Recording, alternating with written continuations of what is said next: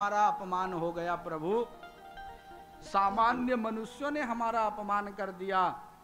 हम गए थे कथा सुनने, हमने कहा इस स्वर्ग के अमृत को आप ले लो सुखदेव जी और हमको कथा रूपी अमृत दे दो, पर उन्होंने तो हमको वापस भेज दिया, कहा आप अधिकारी ही नहीं हो। ब्रह्मा जी महाराज, इस कथा की ऐसी क्या विशेषता है कि ये कथा हमारे इस स्वर्ग के अमृत से भी बढ़कर हो गई आज। ब्रह्मा जी ने कहा, देवताओं तुम चिंता मत करो, केवल धैर्य रखो, 7 दिन रुक जाओ, क्योंकि परीक्षित 7 दिन कथा सुन ले और सुनने के बाद में क्या रिजल्ट निकलता है, परिणाम क्या निकलता है, ये आपकी आंखों के सामने होगा। और जो परिणाम निकलेगा उसी को देख करके फिर हम मिलेंगे कि ये हमारा अमृत श्रेष्ठ है या ये कथा रूपी अमृत श्रेष्ठ है।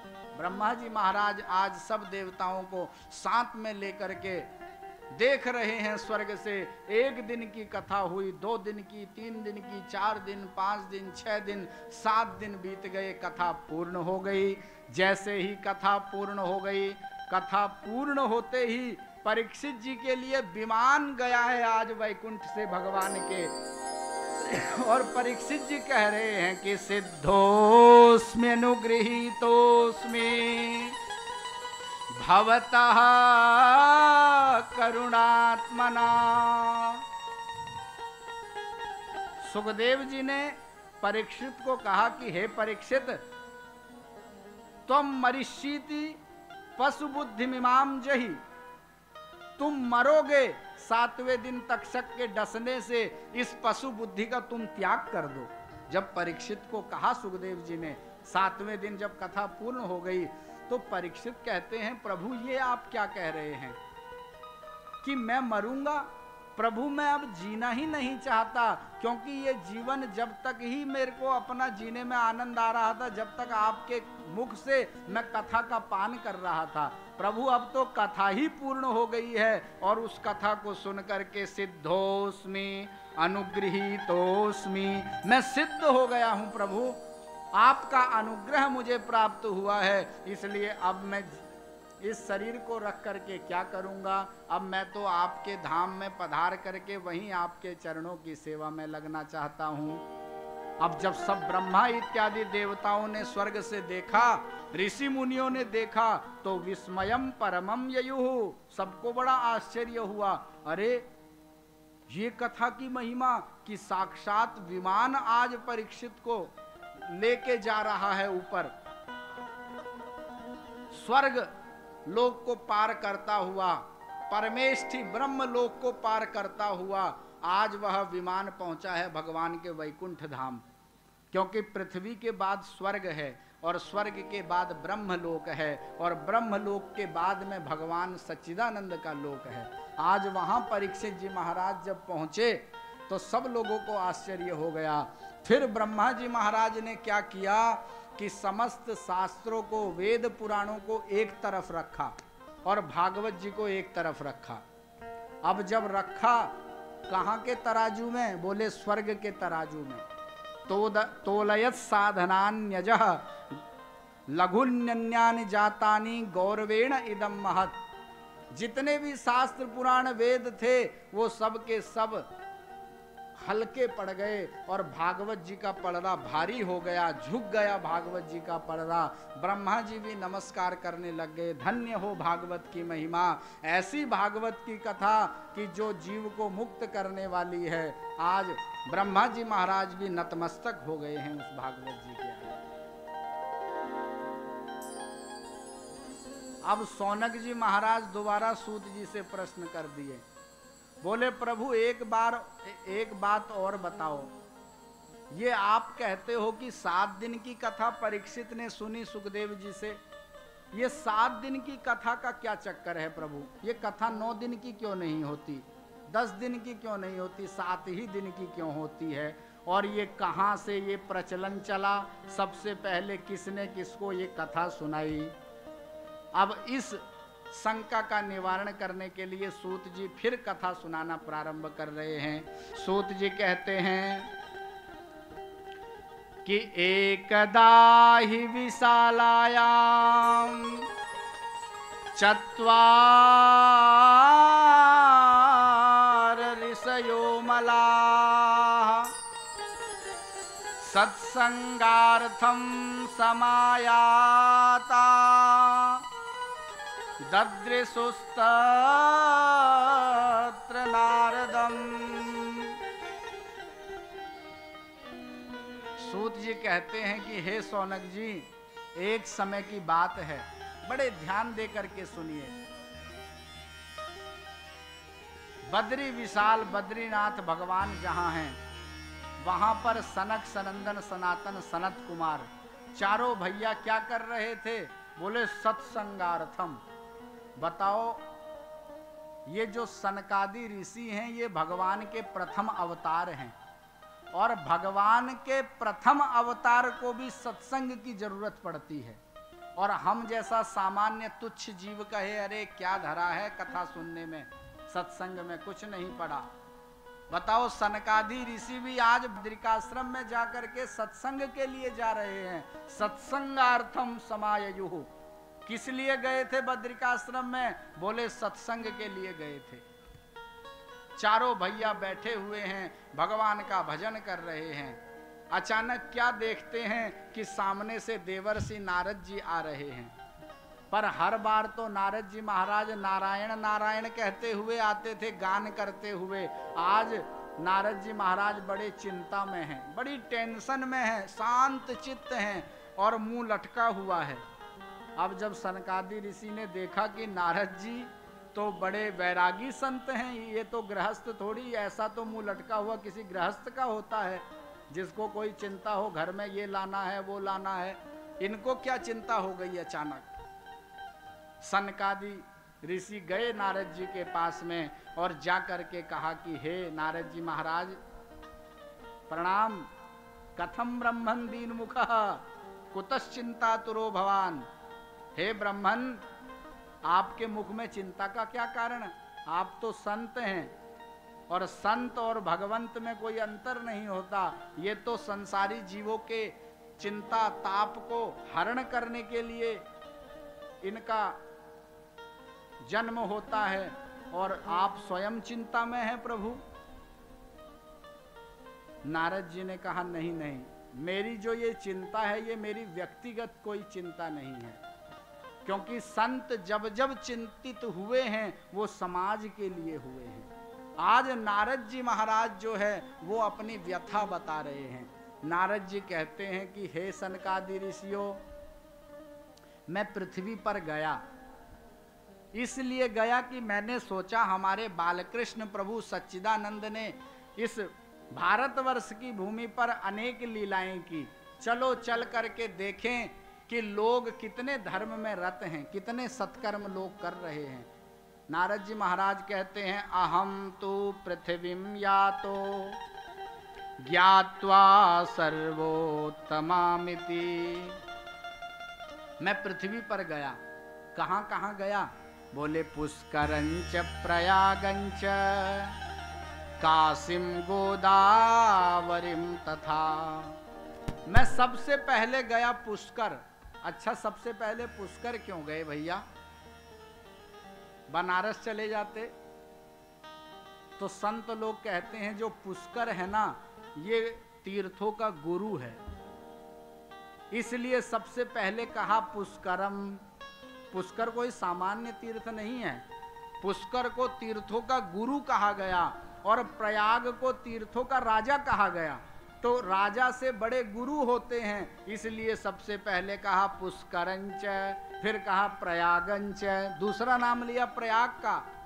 सबसे पहले गया मैं पुष्कर, फिर गया मैं प्रयाग, और उसके बाद मैं गया कहाँ? बोले काशीम गोदावरीम तथा। मैं बनारस गया, वाराणसी गया, गोदावरी के तट पर गया, हरि क्षेत्रम कुरुक्षेत्रम श्रीरंगम सेतुबंधनम एवमादिषु तीर्थेषु भ्रममाण इतस्ततः। अरे कुरुक्षेत्र गया, सेतुबंध गया, रामेश्वरम गया, मैंने सब जगह भ्रमण किया, पर मेरे मन में कहीं पर भी शांति मुझे प्राप्त नहीं हुई। जहां मैंने देखा वहीं लोग अधर्म में रत हैं। कैसे अधर्म में रत हैं? बोले ना तो कोई सत्य को अपनाना चाहता है और ना कोई तप को अपनाना चाहता है। सत्यम नास्ति तपः शौचम दया दानम न विद्यते, केवल उदरम भरिणो जीवा वराका कूटभासिनः। केवल संसारी मनुष्य अपने जीवन का परम उद्देश्य एक ही मान रहे हैं कि उदरम भरिणः, हमारा पेट पालन कैसे हो जाए। इधर उधर करके कहीं ना कहीं से हम कैसे अपने उदर भरण की, अपने पत्नी अपने पुत्र के पालन की व्यवस्था कर लें तो हमारा जीवन मानो सफल हो गया। इसी को जीवन का सबने लक्ष्य बना लिया है। किसी को भगवान के भजन से, दान से, धर्म से, त्याग से कुछ नहीं लेना। नारद जी कहते, मैंने जब लोगों की ये दशा देखी तो मेरा मन बड़ा व्यथित हो गया। अरे कन्या का लोग विक्रय करने लग गए, कन्या को बेचने लग गए। नई नई किसी का विवाह हो रहा है तो उनमें आपस में कलह हो रहा है, लड़ाई हो रही है। क्यों? क्योंकि जीवन में धर्म नहीं होगा तो बुद्धि संकुचित हो जाएगी। देखो घरों में भी आप देखेंगे जिनके घर में संस्कार हैं, कोई महापुरुष का जिनके ऊपर आशीर्वाद है, उनके घर में कभी भी कलह नहीं होता। उनका परिवार का चूल्हा एक ही होगा, होंगे भली वो 7 भाई, पर एक ही चूल्हे में सबकी रोटी बनेगी। क्यों? क्योंकि वहाँ धर्म है। धर्म हमें क्या करता है? हमारी बुद्धि को धर्म विस्तार माने बहुत बड़ा बना देता है, उदार हमको बना देता है। और जब जीवन में हमारे अधर्म आ जाता है तो हमारी बुद्धि संकुचित हो जाती है। छोटी छोटी चीजों के लिए हम अपनत्व, ये मेरा ये तेरा, इतने में ही लग के अपने जीवन को नष्ट कर देते हैं। नारद जी कहते हैं, मैंने जहां देखा वहां लोगों के मन में केवल अपना स्वार्थ, मैं, मेरा, इतना ही मुझे नजर आया। और कलयुगी जीवों के अंदर 4 अवगुण मैंने विशेष देखे। क्या क्या वो अवगुण थे? बोले मंदा सुमंद मतयः मंद भाग्यायुपद्रुता। ये कलयुगी जीव में सबसे पहला जो दोष है, बोले वो मंद। मंद का क्या अर्थ होता है संस्कृत में? मंद का मतलब होता है आलसी। कलयुगी जीव का सबसे बड़ा जो अवगुण है वो है आलस्य। आलस्य का एक नाम है प्रमाद। हमारे दर्शन शास्त्र में प्रमा, प्रमा माने होता है यथार्थ ज्ञान को प्रमा कहते हैं, और संस्कृत में अधभक्षणे धातु है। प्रमाद का अर्थ हो गया जो यथार्थ ज्ञान का भक्षण कर ले और जो कुछ नहीं है, बेकार का, व्यर्थ है, उधर ध्यान को ले जाए, उसको प्रमाद कहते हैं। वही आलस्य। ये कलयुगी जीव के अंदर सबसे पहला दुर्गुण नारद जी कहते हैं आलस्य का आ गया। और आलस्य जिसके अंदर आ गया वो व्यक्ति कुछ नहीं कर सकता। युवा पीढ़ी के लिए तो विशेष संदेश, अगर अपने लक्ष्य की प्राप्ति करनी है तो आलस्य का त्याग करना होगा। क्योंकि आलस्य महान रिपु है, शत्रु है। किसी ने कहा, भैया ये कलयुगी मनुष्य अगर आलसी होगा तो कोई बात नहीं, क्या पता अगर वो बुद्धिमान हो तो आलसी व्यक्ति अगर बुद्धिमान हो जाए तो उसका जीवन चल जाएगा। तो नारद जी कहते हैं, नहीं नहीं, मंदा सुमंद मतयः। अरे दूसरा अवगुण इन कलयुगी जीवों का है, आलसी के साथ साथ ये बुद्धिमान नहीं है। बोले सुमंद मतयः माने बुद्धिहीन हो जाएंगे, स्मरण शक्ति विलुप्त हो जाएगी कलयुग में जीवों की। क्योंकि जब धर्म नहीं रहेगा, सत्कर्म नहीं रहेगा तो बुद्धि में याद करने की क्षमता समाप्त हो जाएगी। तो बोले ये सुमंद मतयः, इनकी बुद्धि भी बेकार हो जाएगी, उसमें भी उतनी क्वालिटी नहीं रहेगी। फिर किसी ने नारद जी से कहा, चलो कोई बात नहीं, कोई आलसी भी हो और बुद्धिमान भी नहीं हो तो क्या पता उसका प्रारब्ध बहुत अच्छा हो, तो उस प्रारब्ध के बल पर वो अपने जीवन को निकाल लेगा। तो नारद जी कहते हैं नहीं नहीं, मंदा सुमंद मतया और मंद भाग्या उपद्रुता। अरे कलयुगी मनुष्य की तीसरी विशेषता कि उसका प्रारब्ध भी मंद ही होगा, अच्छा नहीं होगा, मंद भाग्या।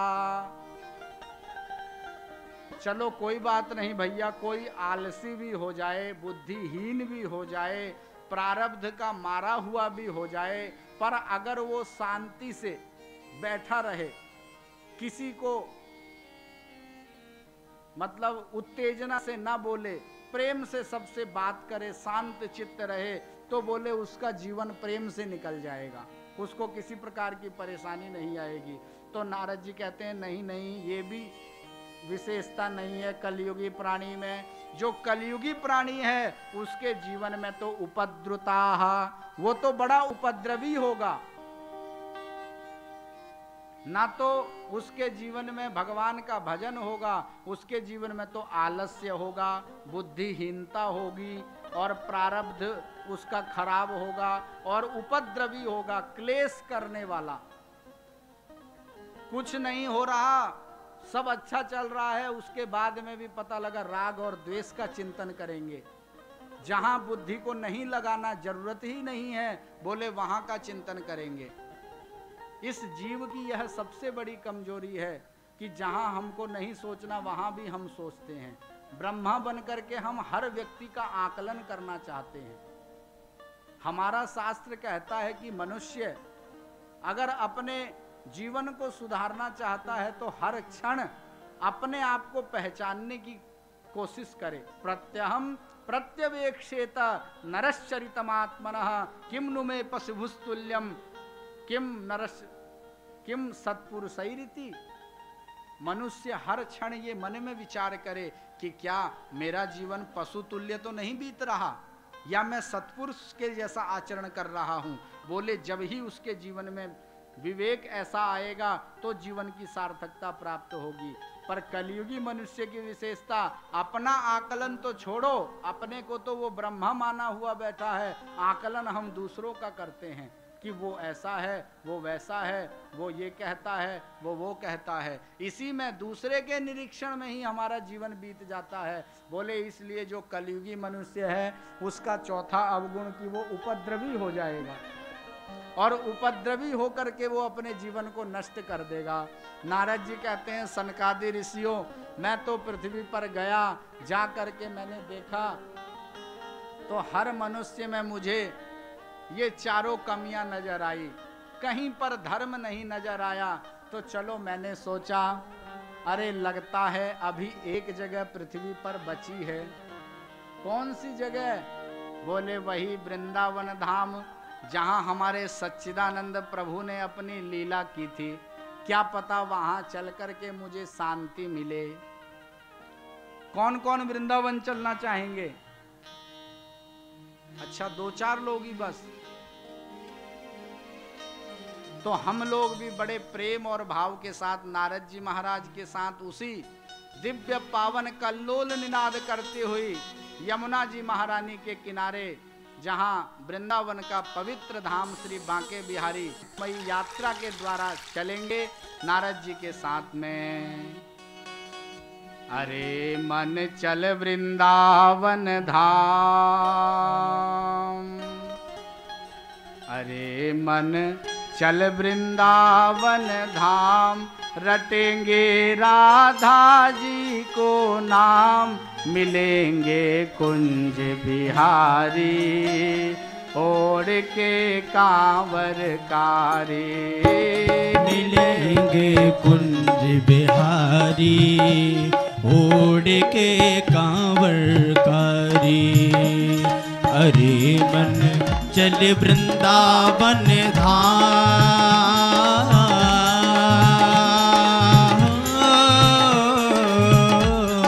अरे मन चल वृंदावन धाम, रटेंगे राधे राधे नाम। मिलेंगे कुंज बिहारी ओढ़ के कांवर कारी, मिलेंगे कुंज बिहारी कांवर करे। वृंदावन बिहारी लाल की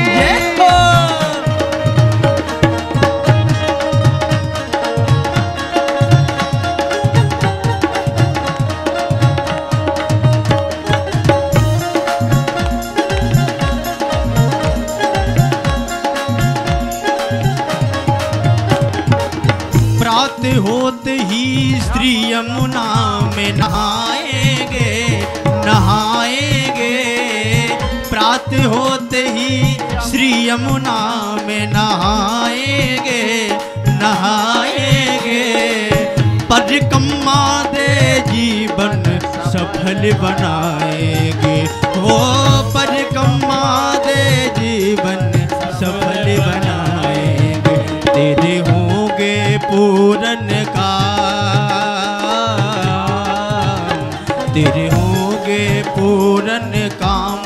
रटेंगे राधे राधे नाम। मिलेंगे कुंज बिहारी ओढ़ के कांवरकारी। मिलेंगे कुंज बिहारी ओढ़ के कांवरकारी।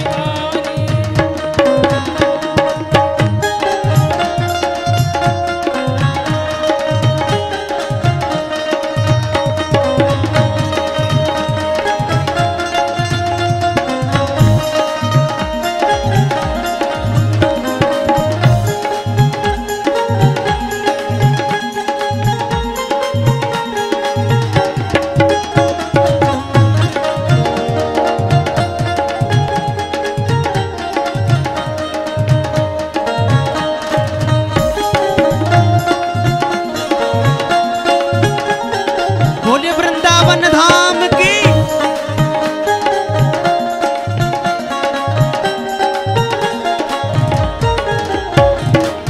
दूर दूर से नर नारी यहाँ आते हैं। दूर दूर से नर नारी यहाँ आते हैं।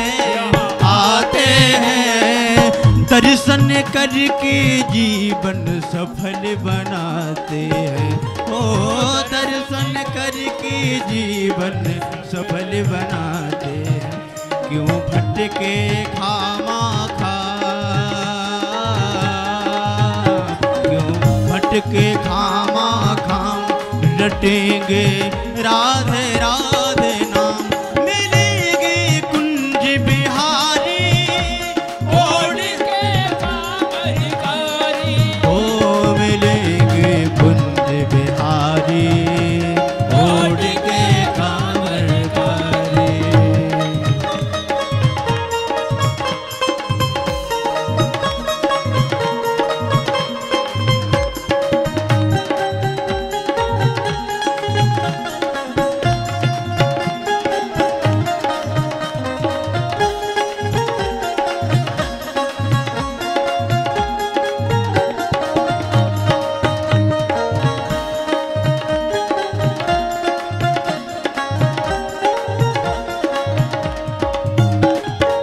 सिर्फ सालों में होए एक बार मंगिला है मंगिला है। सिर्फ सालों में एक बार हुए मंगिला है मंगिला है। नित्य नए बने फूल के बंगला है। ओ नित्य नए बने फूल के बंगला है। तेरा मन पावे विश्राम, तेरा मन पावे विश्राम। रटेंगे राधे राधे नाम। मिलेंगे कुंज बिहारी ओढ़ के कांवरकारी। मिलेंगे कुंज बिहारी ओढ़ के कांवरकारी। चलो रे मन श्री वृंदावन धाम।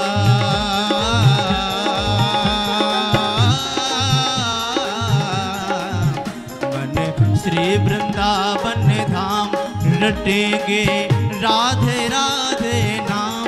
मिलेंगे कुंज बिहारी ओढ़ के कांवरकारी मिलेंगे कुंज बिहारी ओढ़ के कांवरकारी मिलेंगे कुंज बिहारी ओढ़ के कांवरकारी मिलेंगे कुंज बिहारी ओढ़ के कांवरकारी ओढ़ के कांवरकारी ओढ़ के कांवरकारी।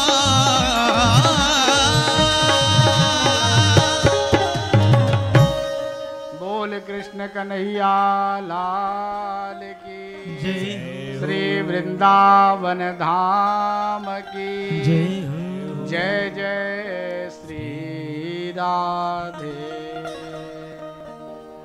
तो आज नारद जी महाराज ने जब मन में विचार किया कि संपूर्ण पृथ्वी पर कहीं भी शांति नहीं प्राप्त हुई, चलो जहां हमारे बालकृष्ण प्रभु ने लीला की आज उसी वृंदावन धाम में मैं चलता हूं, क्या पता वहां जाकर के मेरे मन को विश्राम मिले।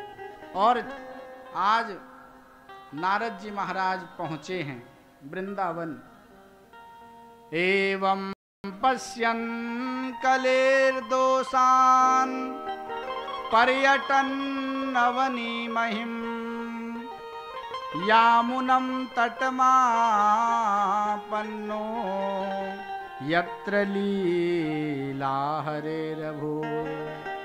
आज यमुना जी के पुलिन में जहां पर भगवान ने अपनी लीला को पूर्ण किया, ऐसे स्थान पर श्री नारद जी महाराज पहुंचे हैं। जब पहुंचे तो नारद जी महाराज ने वहां एक विचित्र स्थिति देखी। क्या देखा नारद जी ने कि एक स्त्री रो रही है, रुदन कर रही है जोर जोर से, और सैकड़ों स्त्रियां उसके चारों ओर उसको चुप करवाने में लगी हैं, सांत्वना देने में, पर वो देवी चुप नहीं हो रही। पास में उसके दो बूढ़े लेटे हुए हैं अचेत अवस्था में। नारद जी ने दूर से देखा कि अरे ये क्या कौतूहल हो रहा है। नारद जी ने एक बार मन में विचार किया, चलो मैं चलता हूं, जा करके देखता हूं क्या है। फिर अचानक विचार आया कि वहां तो केवल स्त्रियां ही स्त्रियां हैं, कोई पुरुष है ही नहीं। मैं संत और संत का स्त्री समाज के बीच में जाना उचित नहीं है। नारद जी वापस मुड़ गए और वहां से आगे चलने लगे। जब चलने लगे तो पीछे से आवाज आ गई कि भो भो साधो क्षणं तिष्ठ मच्चिन्तामपि नाशय दर्शनं तव लोकस्य सर्वथा गहरं परम। हे साधु, हे साधु, दो बार आवाज आई, रुक जाइए प्रभु, एक क्षण के लिए रुक जाइए, क्योंकि प्रभु श्रेष्ठ संत महापुरुष का एक क्षण मनुष्य के संपूर्ण जीवन को सार्थक बनाने के लिए पर्याप्त है। आज भक्ति महारानी कहती है कि हे साधो, कृपा करके अपना वह अमूल एक क्षण मुझे दे दीजिए। प्रभु, मेरे जीवन की इस विपत्ति का